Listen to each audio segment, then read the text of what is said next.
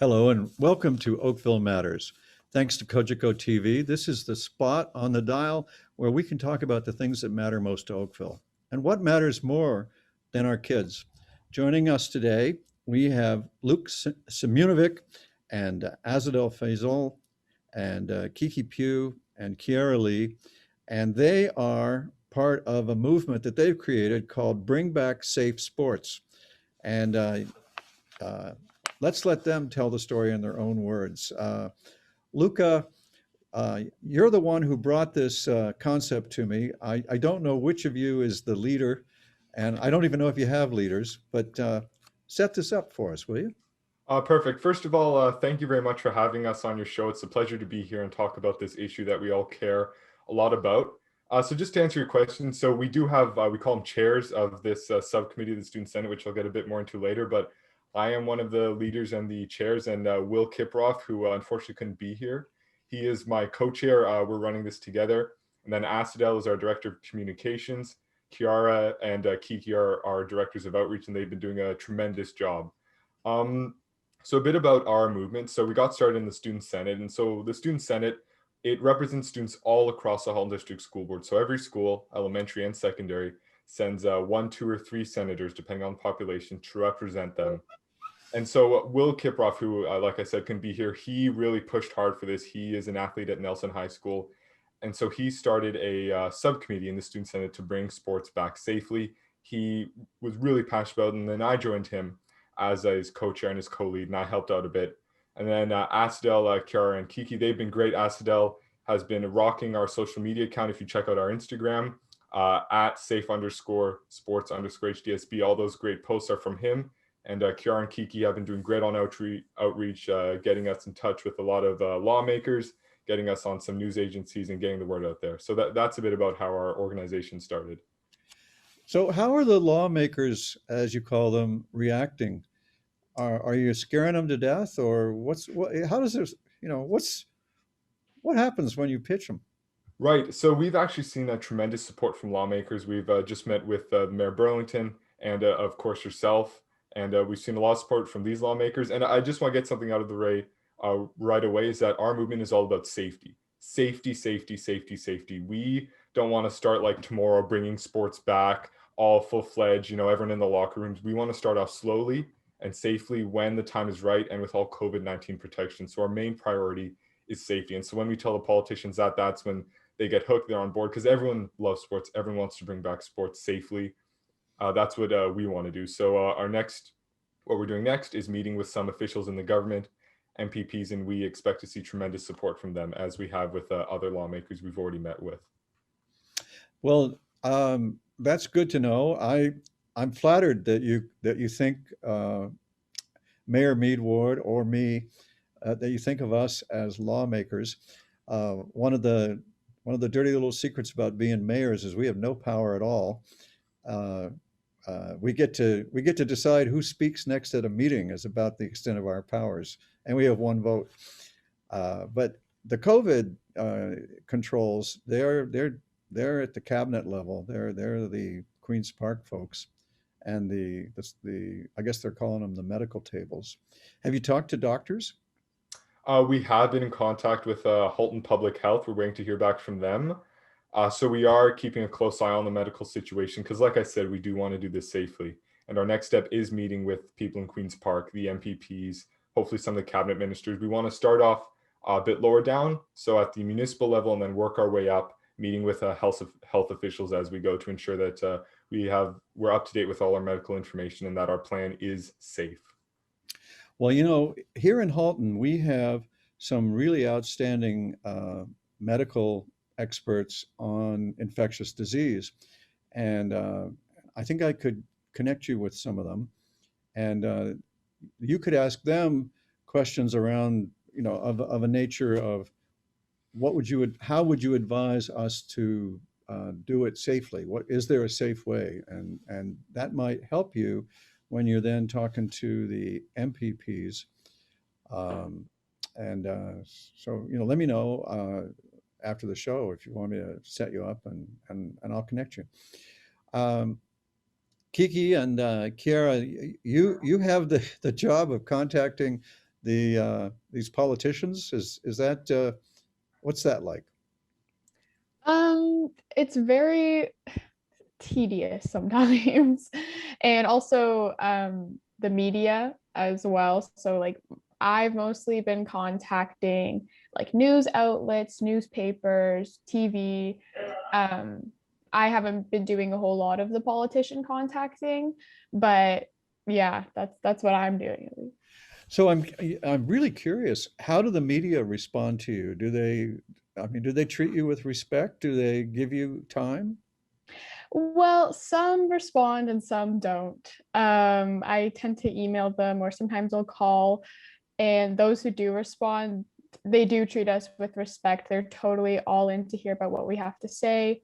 For example, we had an interview with the Toronto Star, I think it was a few weeks ago, and they were so nice, they were so open, and they just wanted to hear what we were doing. Did they write a story about it? And if they did, was the story okay? The story hasn't been out yet for the Toronto Star, and I'm not sure when it's going to come out, but we will definitely keep everyone updated on our Instagram for when that does come out. You know, sometimes the Star picks up stories from the Metroland papers here in Halton, the Milton, the Burlington, the Oakville. Let's see, the Milton Champion, the Burlington Post, the Oakville Beaver, and in Halton Hills, the Independent Free Press. Uh, so the folks there can write stories that can wind up in the Toronto Star if that's a helpful idea for you. Kiera, if Kiki's mostly talking to the media, are you the one that's mostly talking to the politicians? I haven't really contacted that many. Luca and Will have kind of just gotten connections from the TV shows they've been on to contact mayors and MPPs. I'm just trying to get everything really just organized and make sure we know like who we're contacting and what we're asking for. So just trying to get that because we want to make sure we're contacting as many people as we can and asking them for the same thing, just raising awareness. So just making sure we have everything organized. Well, it sounds like you're a natural born producer. That would be in television, the job of a producer. So it's a good title too. Took me far in life, so I recommend it to you. Asadel, I'm really fascinated by the social media exploits that Luca gave you credit for. Um, when did you start social media and where do you get your talent from on that? So I just recently started. We started this Instagram page on March 3rd, I believe. And then I just started looking at different pages and how they did their designs and templates and took inspiration from them. And that's how I'm organizing the page right now. So I'm trying to maximize engagement and make sure our supporters are engaged with us in this campaign, which is very important as we need their support. And we want to listen to what they have to say as well. So what do you tell them is the goal besides the safe return of sports? And what do they say? So our main goal is safe return. Our second goal would be to bring it as soon as possible. This is important as many of us. I'm in grade 11. I'm going grade 12 next year. Next year is my last year to play high school sports. So we want to bring back sports as soon as possible when it's safe to do so. And a majority of people agree with us. They want sports back as well. And it's something that they also feel is very important. And that's what they're supporting us for. Yeah. So what is the biggest loss from sports being shut down? What do you tell people hurts you the most from the loss of sports? Well, a great question. Definitely, it's the mental health aspect. Mental health in students has just been hit really hard with the isolation, and obviously there's some things we can't do, like being crowded classrooms or around the lunch table, of course, with COVID-19 protocols. But sports, oftentimes they're outdoors, small group numbers. They can be social distance if it's tennis or swimming or track and field. That's a great way to interact with people. And now that that's gone, mental health crises have skyrocketed. We've seen depression rates, anxiety rates, eating disorders, they've all gone up, and it's just been terrible, the effect that this has had on student mental health, which is a big reason on why we want to bring sports back safely, because it is a safe way for students to have those connections with people their own age. Well, I know people of all ages are out walking like crazy. I've never seen so many people doing so much walking because it's practically all you can do for fresh air and exercise. What can you do? Is there nothing available to you besides walking?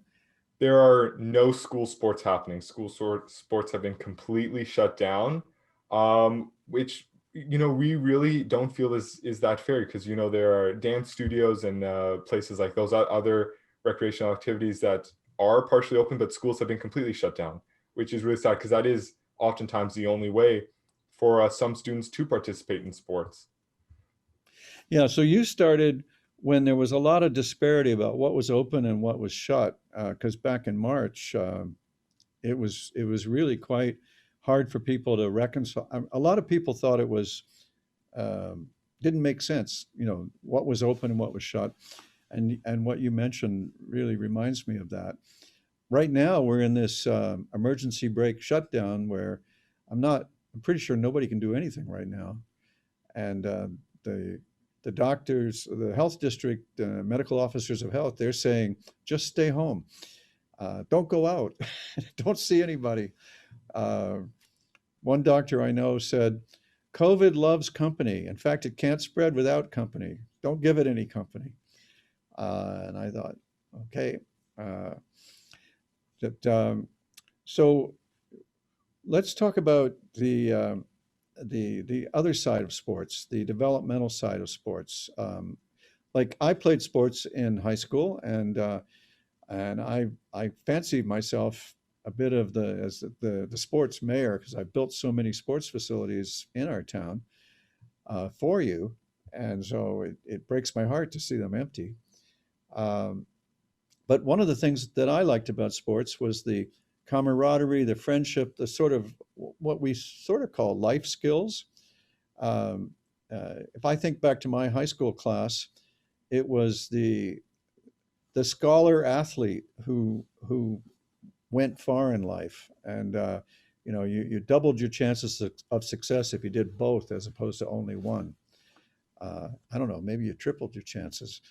Uh, what how are you making up for the loss of that loss from sports?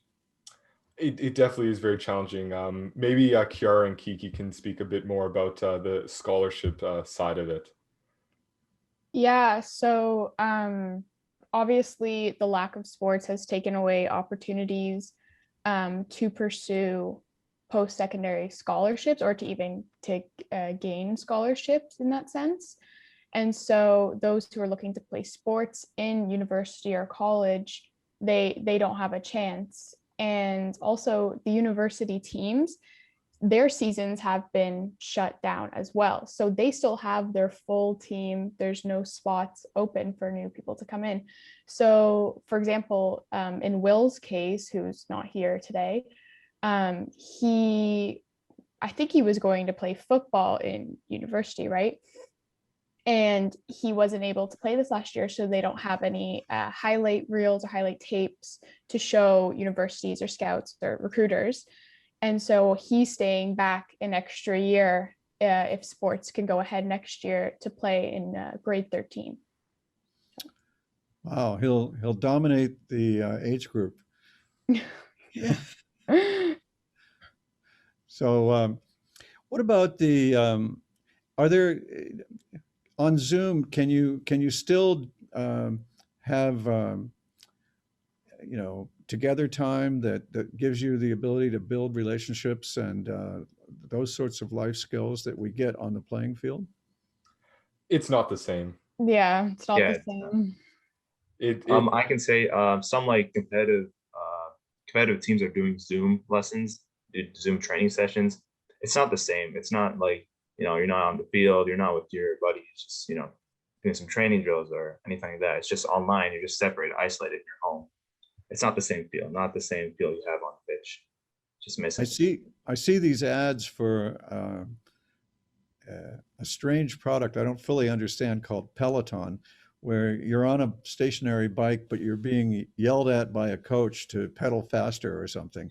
And I picture Zoom team practice as being something like that. Yeah. Probably, yeah. And that doesn't work for me. So, You Yeah, it can't doesn't. feed off you can't feed off of your teammates' energy or anything when you're working out or when you're practicing. It's all you're just by yourself, and then you have a screen of faces in front of you. It's difficult. It's not so the, motivating at all. yeah, so the hot news right now is the province is talking about not going back to school in person after the what are we calling it, the spring break or the April break? April break, probably. Um, how I guess that doesn't make me think that we're about to have a return to sports if we're not even going back to school. Right. So, like I said before, and Astel said as well, we want to bring sports back as soon as possible when it's deemed safe. So it's looking right now like they just said that schools will be online indefinitely after the break. So probably sports will be brought back later than that, end of this year, maybe beginning of next year, hopefully a bit sooner than that when it's deemed safe, when more people get vaccinated, when the cases go down. So you must be accumulating a lot of research about what would be safe and what wouldn't be safe. Is that right? Yes, we have been looking a lot into that because we do want to make sure we have our facts right and that we have a good solid plan. So is there a chance that the school boards will, I don't know, include you in their planning for how to bring back sports? Well, we actually have met with some trustees and superintendents in the Halton District School Board, and they have been very supportive. They want to bring sports back just as much as we do. It's just again with the public health and everyone's being very cautious, as they should be with a situation like this. So our big plan now is we're just going to meet with everyone, public health, politicians, school board officials, to make sure that they all understand why we need to bring sports back safely. Yeah. So what you're finding is that's an easy sale. They, you have them at hello, I think, because, well, they probably played sports. They probably understand the value of it.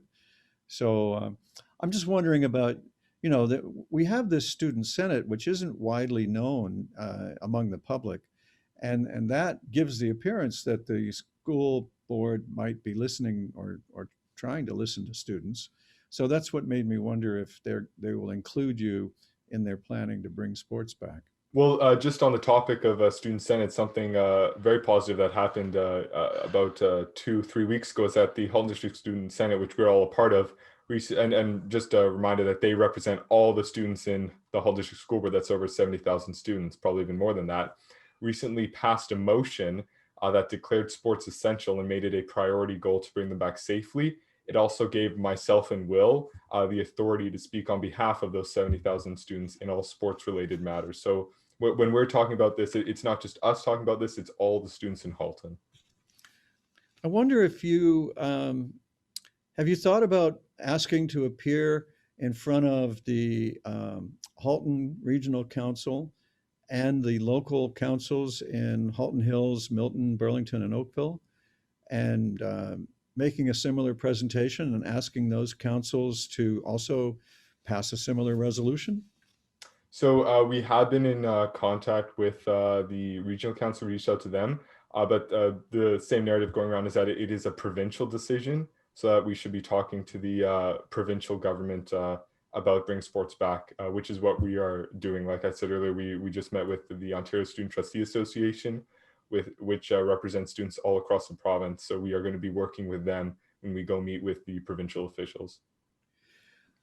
Okay, well, I think I'll leave you with an offer to if you want to appear in front of the municipal councils, I will facilitate that here in Oakville, and I'll recommend it to my colleagues because on other things that are provincial, our councils have often passed resolutions asking the province to do one thing or another.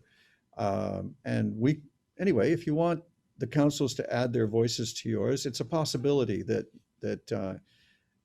you could chase. And I don't think you'll have any trouble catching it if you decide to chase that goal. But 100%. We would love to take you up on that offer. Any support we can get would be great. Thank you very much. Thank you. That's good. That's so, perfect. so I'd like to hear a little bit. I talk to parents about the schooling that their kids are getting. My kids are now in their late 30s, and they're beyond education. They can't be they can't be helped by education. But I talk to parents of kids in high school and in public school, and I'm very curious to know what people think of the online learning compared to classroom learning. Um, and you are the participants. So can I ask you how you're enjoying it, what you think of it? How Yeah, does it compare? I think I'll answer this and I can pass it off to the others. But it's not the same as being in the classroom. Just like doing sports, it, it's not as a supportive learning environment. It's hard to describe without being there, but it really is not the same, and it is very detrimental to the education process and students. I'm sure the others have a similar thing to say about it. Yeah, definitely. What I've noticed is that no matter what, like if I'm at home, I'm not going to be paying as much attention or as engaged as I would be in class. And I was a peer tutor for a grade 9 class, and I could just tell that the sense of community that I had when I was in grade 9 and like the events that I got to experience, they never got to experience. So, and they're just sitting on a Zoom call for 3 hours a day and they don't know anyone in their classes. So, and joining clubs as a grade 9 is so hard. So just the sense of community online is not even close to the same. And even when you're at school, you're there for 3 hours in one classroom with a mask on. Like it's obviously not ideal, but it's just really hard to want to have a good high school experience when you're just sitting in front of a screen for 5 hours. And I know just on a development note, high school is where I myself, and I know most people learn social skills and how to interact with people. And a lot of that is because you're in a classroom or you're doing sports with people. Like I know if you'd asked, grade 9, grade 8 me to come on TV show, I would have said, no way, I don't know how to do that. But now because of the experiences and skills I've learned through high school and through sports, I'm able to do that, which is another thing that's been taken away from so many students across the province. Yeah, just to add on to what Kiara was saying, that there's no sense of community left at school. And I can agree, like I go to Nelson, same as well. I'm in grade 11. So when you're walking through the halls, you can see that no one's excited about anything. Just there's like a very bad atmosphere. Like it's not a learning atmosphere, not a learning environment.